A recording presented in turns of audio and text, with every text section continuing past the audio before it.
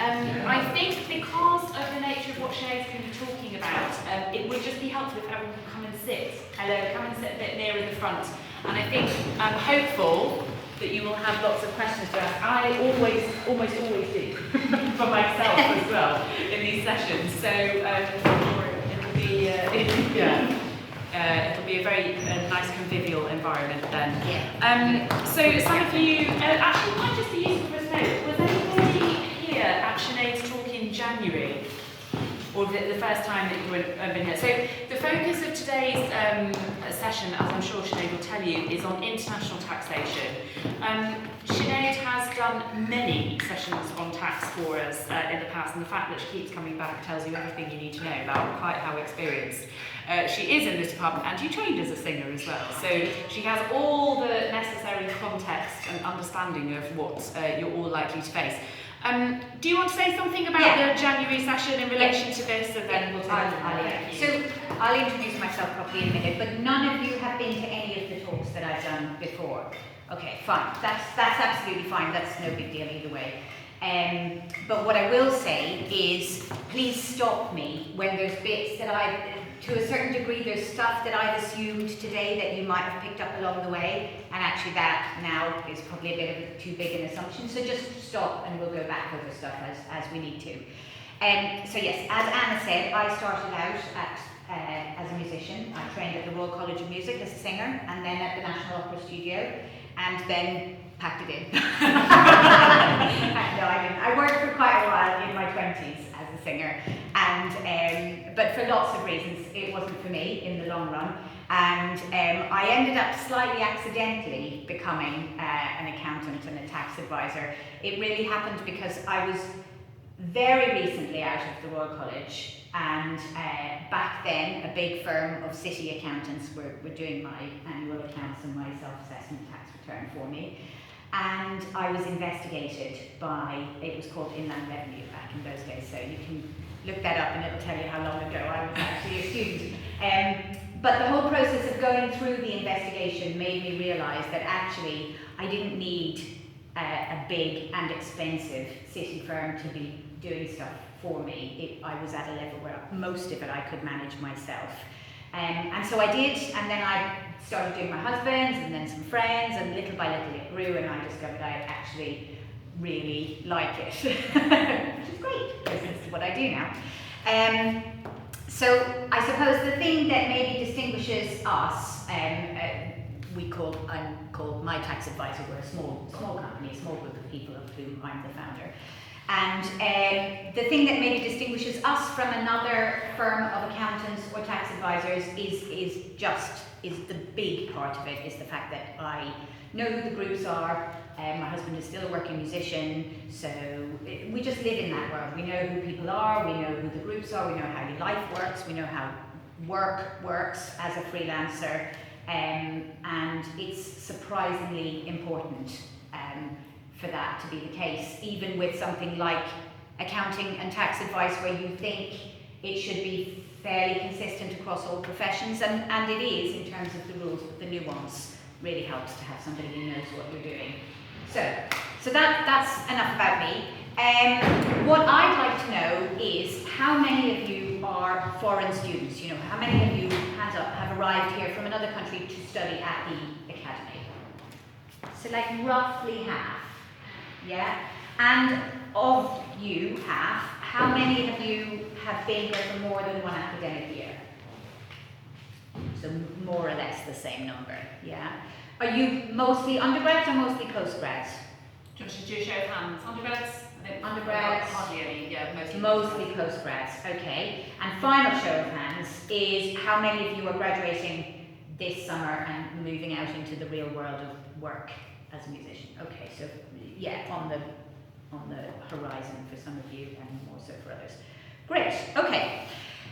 So the premise behind this talk was because when I come in to do these sort of tax talks, I inevitably get asked a lot of questions, particularly about the international side of things, and questions by those international students, because it's a very complicated area of tax, and you're suddenly thrown into it even at student level, because as soon as you start work, you have to deal with all of that sort of things. And not only are you trying to get to grips with all of the usual stuff I've done in presentations for students about how to record your income and your expenses and what you need to do and when you have to register for self-assessment tax, and not only do you have all of that, but then you have to see it through the lens of being an overseas student and coming from abroad, and there is a whole lot of extra complexity. I think, given that none of you have done the other one, I might actually just pull this down and do a whistle-stop tour of my other one, really fast.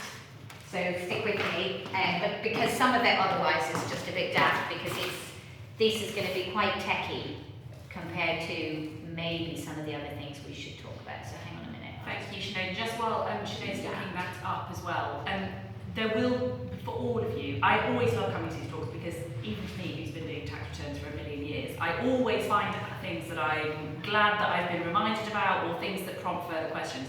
For obviously, for most of you, you may never have done a tax return before, and please just ask. If there's a term that's used that you don't understand, this is a really fantastic opportunity to, ask those questions, because otherwise, as much as is possible, we want you all to be able to come along with the information at the same rate.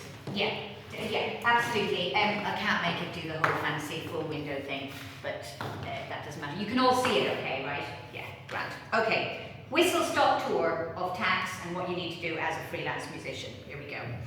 So first thing is, and there are going to be more hands-up questions, how many of you have registered for self-assessment? Okay. How many of you are worried that maybe you should have, but you haven't done it yet? And does anybody want to volunteer a guess as to what it is that forces you into needing to register with HMRC for tax? Yeah. Is it if you earn more than 1,000 per year or something? You're on the right track, that's good. Yeah, anybody else? Any other takers for ideas on that one? 10,000 a year. Also a reasonable guess. Both of you are on the right track for two reasons. Neither of you are absolutely correct. So there's what's called a personal allowance, which is available to everybody each year, as far as income goes. As soon as you start earning, in theory, that's taxable income. So even if you register with the External Engagements Office, or whatever it's called these days, to play a quartet at a wedding or sing at a funeral or whatever it might be, you're earning income as an individual, and that you need to think about how does that fit into the big picture in terms of what you have to do with HMRC. The £1,000 reference over there is because when you do register for self-assessment to file a tax return, as a self-employed person, you can tick a box that says automatically deduct £1,000.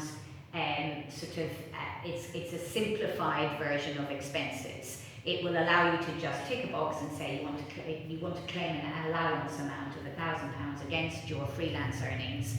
And obviously that takes you, if you've earned 1,000, you're ticking a box for 1,000, you're down to 0, and that's probably where that reference comes from. But it's not explicitly the number that triggers the need to register for self-assessment. The 10,000 reference is probably much closer to the fact that the personal allowance you can earn up to £12,570 before you start to pay tax. Now, it's not only earnings, you can pull in from maybe bank interest or if you've got shares in BP or, well, probably not because you're far too ethically conscious, but you look at all your income, or maybe you have a part-time job at Costa, all of that stuff gets lumped in together. 12,570, anything above that, and you are going to start paying income tax. So you do need to have a little Google about when you need to register for self-assessment, and try and do it between now and the 5th of October, all of you, because by the absolute deadline to submit a tax return, if you do discover you need to, is the 31st of January 2024. Okay? And when you get to that date, what you're doing is you're reporting income from the 6th of April 2022 to the 5th of April 2023. In other words, a couple of months ago, we've already passed that year, but you have to get the information in by the 31st of January 2024. Okay? All you need to do is Google self-assessment, register for self-assessment, and it will take you to the place where you can do that. You'll get a particular tax reference number, unique tax reference number it's called, and that sticks with you because that's everything. That's the number you need to be able to use to communicate with HMRC. Okay. It might ask you, it's not in these slides because it's slightly newer, it might ask you, do you want to set up a business tax account or a personal tax account? Say yes, because it's a really handy portal that's getting better and better, and it will begin to pull things in, and as you go through life, it will become more and more sophisticated in the next couple of years. I think you'll find that they will try to make life easier for you. Yes to both or yes to? Yeah, that's a great question. It's quite a convoluted, it's a slightly convoluted system, the personal tax account and the business tax account. I think for you guys, really off the cuff advice, obviously, without knowing any of you in any detail, would be start with personal tax account. Don't do both, it will get confusing for various reasons. Start with personal tax account, and separate to that, you need to register for self-assessment, and that will pull that particular aspect of personal tax into your personal tax account. Okay? I could easily spend at least 20 minutes on the personal tax account, so I'm not going to. But what I will say, actually, is, oh, that looks nice. My tax advisor is, we're very much an online business, and we have a blog page which has about a half an hour webinar that we did at the end of last year on setting up your business personal tax account or your business tax account, what they do, what you can find in there. So have a Google of our website, go to the blog page and check that bit out at some point as well. Okay. I think we just need to keep making that. Yeah, okay, there we go, good. Okay, next. Nothing. Next. We've sort of done this. The other slide for today, which I will come back to for a couple of minutes at the end, has a link to where to go to check if you need to register for self-assessment. So there's a tool that actually allows you to just answer various questions, and at the end it will tell you whether you need to register or not. So again, I would really recommend that you all do that at some point in the next couple of weeks, and then you know you need to get it sorted out in the next couple of months, or you've got another whole tax year before you have to tackle it, okay? And that link is in the other documents, so when I get to it, I'll try and make sure to point it out to you. Right, again, this is quite a big topic, but I'm just going to do a very brief bit of talking about it. When you first start out and your focus is really on getting work and then doing the work well so that the work comes in again next time, with everything you do, my overriding recommendation would be to keep it simple. Just keep it as simple as you can for as long as you can. But do keep pieces of paper. So above all recommendations, the one that I would make to you today is when you leave college and you're actually out there starting to work properly for the first time, not just bits and bobs, but you're out there registering as a freelance musician, you're self-employed, I would set up a business bank account which is dedicated to work. Now, be careful when I say business bank account, because I mean a bank account that is for your business as a self-employed freelancer. It doesn't have to be what they call a business bank account. And the distinction between those two is that if you're a limited company, you have to have what's called a business bank account, and it's a slightly different account. As an individual, a freelancer, a sole trader, which is what most of you will be, that's a bit of an assumption, but we're just going to go with that for today. But assuming you're all out there trading as freelance sole traders, any bank account is absolutely fine. Any personal account is fine. But what I would say is keep it exclusively for work. So all of your income comes into it and all of your work-related expenses go out of it. What it'll mean is that at the end of a tax year or a period of accounts, you download your bank statement and you've already got a record of all your income and all your expenses. There's a few little fiddly bits to do at the end, but you've done at least 85% of the work. I also think AI and all of this kind of stuff is going to make it so super clever in the next couple of years that all kinds of stuff will happen. So just get yourself set up to make that as streamlined as you can, as quickly as you can. That would be my biggest recommendation for you today, is when you need to do that. And it's so much easier to do it now before you've got 50 million standing orders and direct debits going all over the place that you have to change. Okay? Couple of bank accounts. Anna was asking me about Revolut. Funny enough, I did these slides for the first time about 4 years ago when Revolut wasn't actually all that commonly talked about or used. And I haven't looked at it very carefully since then, but I know informally that it's absolutely brilliant for when you're working abroad because you can hold sort of wallets of foreign currencies within that overriding bank account. So I'm afraid that's all I can tell you about it, but I would say just Google it and go and have a look and see if it's something useful for you as you begin to work abroad. The post office does something not too dissimilar where you can sort of preload a post office, like a little credit card account almost, and you can use it abroad, and it's a sort of simple version of that. Might be worth checking out as well because I imagine the fees will be lower, and with everything, you know, just keep it as cheap and as streamlined as you can for as long as you can. Monzo, Starling, Tide, all of these are what they call challenger banks, which just means it's all an online bank account. But again, with a view to the future and streamlining things, Tide, for example, will allow you to categorize everything as you go through it. So again, if you think about downloading your bank account at the end of the year to send to your accountant or to do yourself for your self-assessment return, if you've already labelled, you know, transport, music at Chimes, going to see a concert, rehearsal, buying new rosin, or whatever it might be, if that's already labelled up in your bank account as you went through it, you're even further through the system of preparing your account. So they do that in a way that Barclays, NatWest and the others are doing, but it's less sophisticated on the slightly more old-fashioned banks than it is on these new ones. And I know Tide in particular is really good at that. But they do also spam you with a lot of rubbish emails. So apps, everybody's, I mean, I don't know, has anybody heard of any of these? QuickBooks, I imagine you mostly have. What about any of the others? No? So I'll just tell, I mean, I don't work with any of them, so I've got no kind of third-party disclaimer to make. I like Xero just because it's what I use, but this one is the logo for an app called Get Coconut, which is the cheapest one as far as I can see. Again, there's a blog on our website about that for various reasons. We did a whole load of this kind of stuff in the autumn.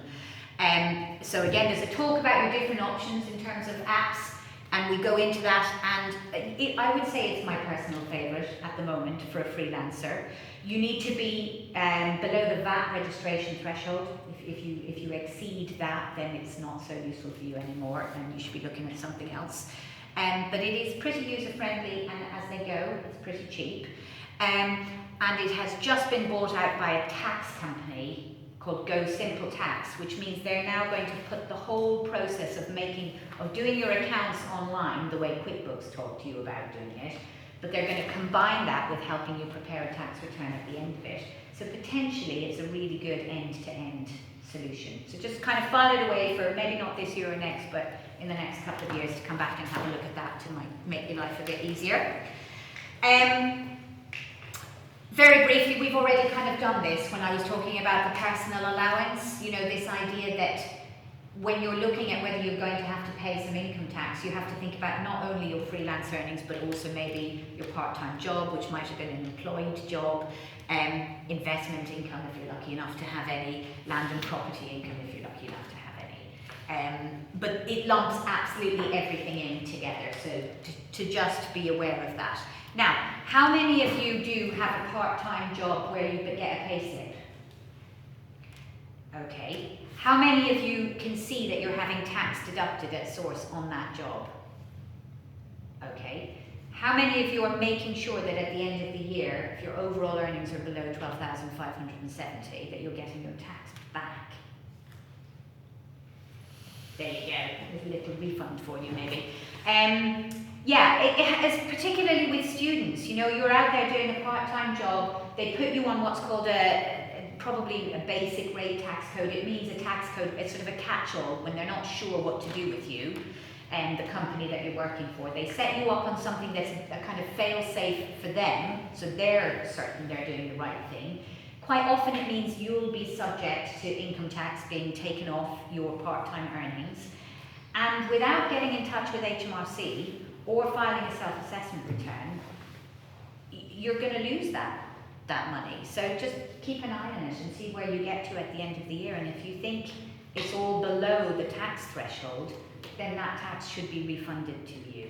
Okay? Or you might want to go back. Actually, an even simpler way to do it early in the tax year, which we are at the moment, would be to go to your employer and say, could they update their tax code for you because your earnings are going to be below what's called the basic rate threshold.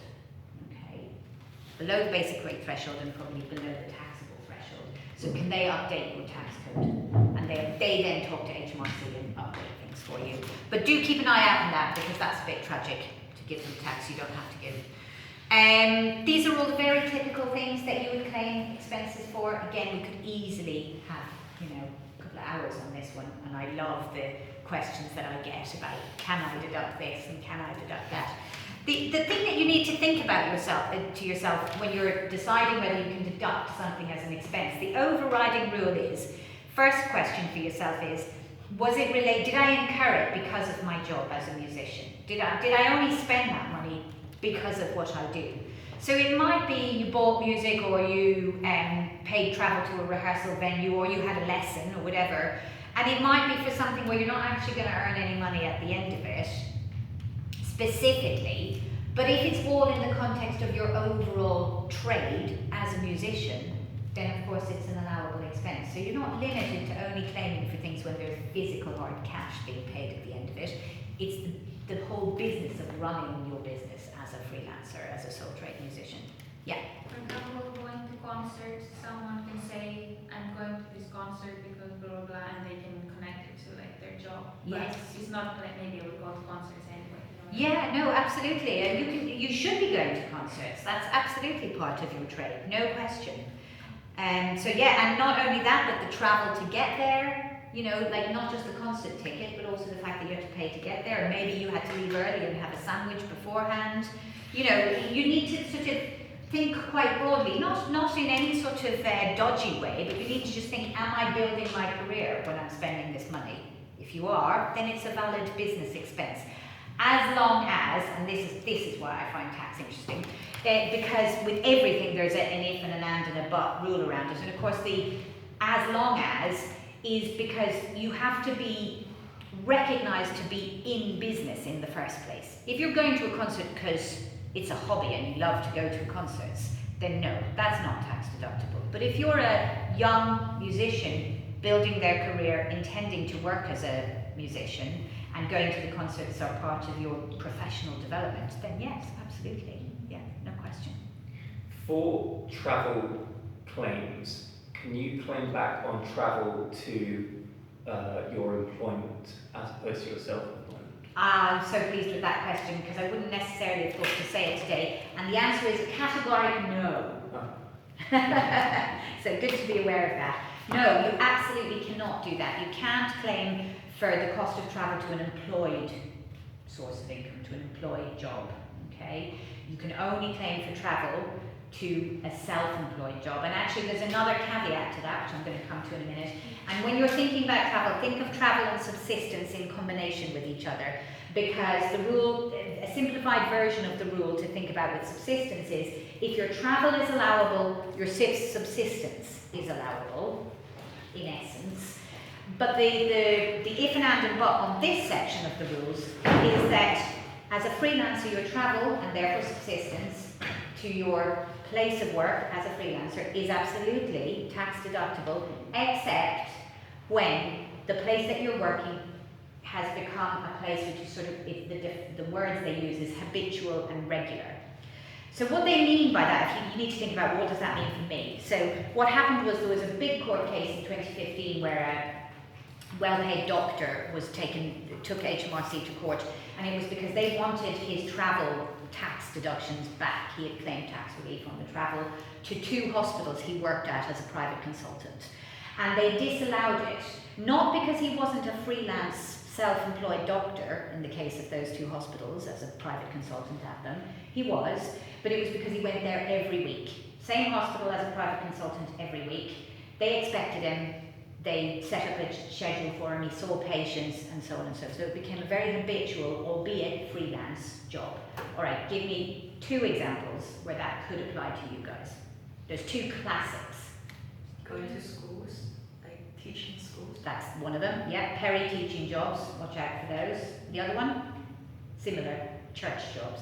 If you're a singer and you've got a Sunday church job. Those are the 2 classic ones. You've got to think about whether they fall into the rule of habitual and regular. And if they do, then the travel is not allowable to those jobs, which is a real bummer. And if the travel is not allowable, nor is the subsistence. So just keep all of that in mind, okay? Again, that's why, you know, it should be a very simple rule. It should just be, can I claim my travel card on my sandwich? But there are pages and pages and pages and pages of tax code and legislation around this stuff, court cases up the, you know, because there's always an exception to every rule. So I can't give you a definitive answer, but those are the things to just be aware of. Yeah. What about rent? I mean, you credit it in your home or your teacher? Yeah, great. So rent. Well, tell me what you think. Certain percentage of... Yeah, exactly. If you go online to HMRC, they actually say that they will accept a percentage of the cost of your rent for the cost of work, you know, to reflect the fact that you're using your home as a place of work. There's 2 options. You can either claim a percentage of your real costs, or you can claim what's called simplified expenses, which is a flat rate amount. The flat rate amount is pretty mean. If you Google simplified expenses working from home, you'll see what it is. For most people, especially at your stage where you're maybe practicing a lot from home, for example, I would guess that you'd be better off coming up with a reasonable percentage that reflects how much you're using your home. Does it have to be a space exclusively used for that? Or? No, it doesn't have to be exclusively, and in fact, for various reasons, as you get older, it's much better if it's not exclusively.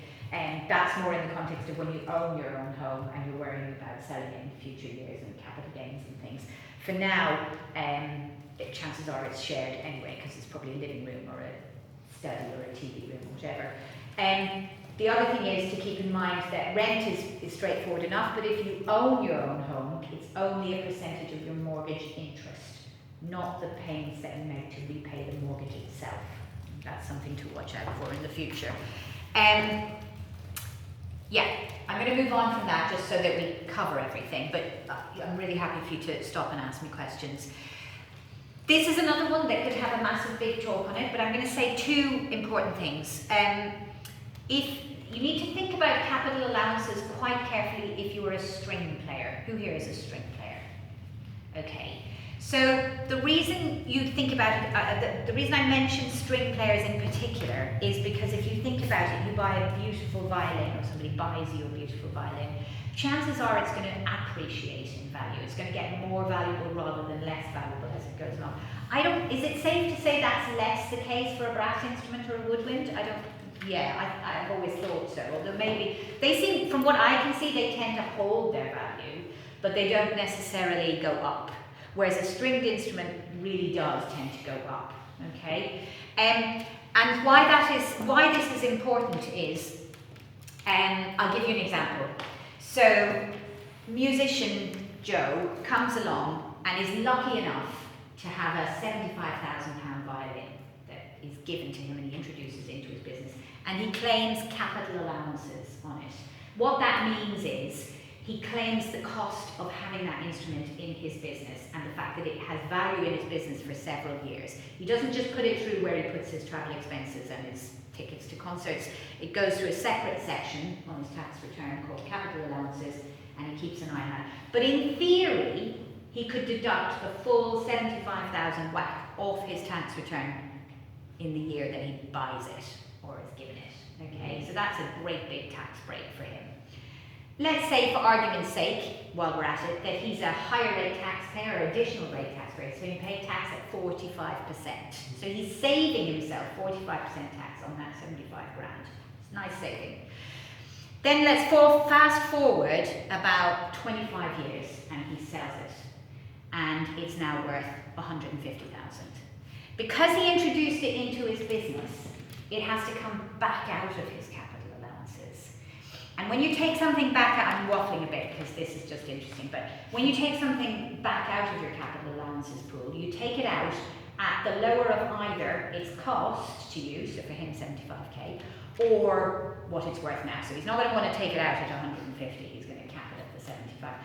But if they claw the tax back on it, yeah, ouch. So suddenly, he's going to have to pay all of that tax break that he got 20 odd years ago back when that instrument comes out.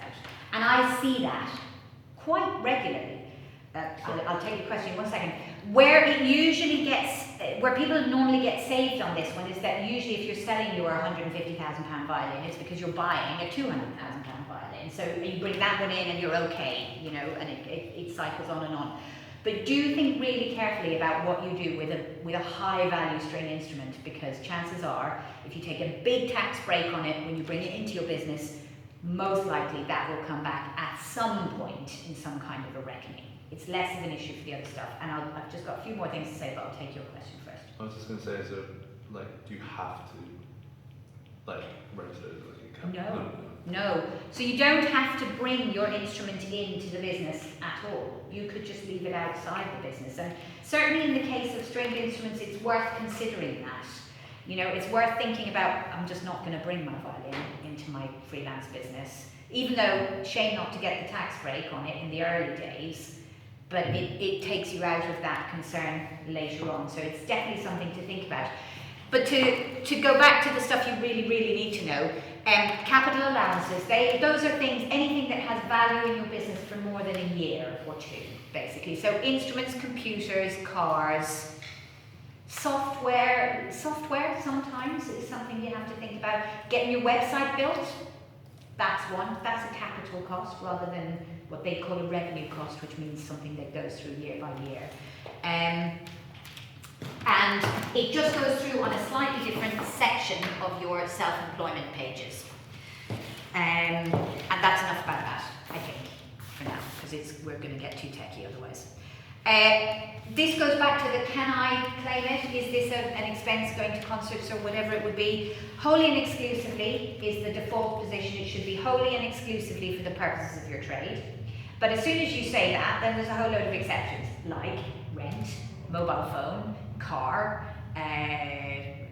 telephone, broadband. Like there's loads of stuff that can't be wholly and exclusively. HMRC recognise that and allow you to claim a reasonable proportion that reflects its use in your business. So like your rent and working from home, practicing from home, doing your admin from home, your broadband at home is also used partly for work and partly for personal reasons, and you have to be able to quantify the work proportion, and then it is claimable to that degree. Okay. Simplified, if you Google that, you'll see simplified includes the slightly mean flat rate amount I talked about for home stuff, but it also includes mileage.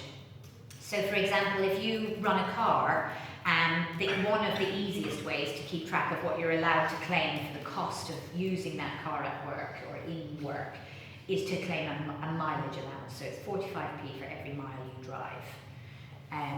The alternative would be to put the car itself through capital allowances and then claim other bits and bobs.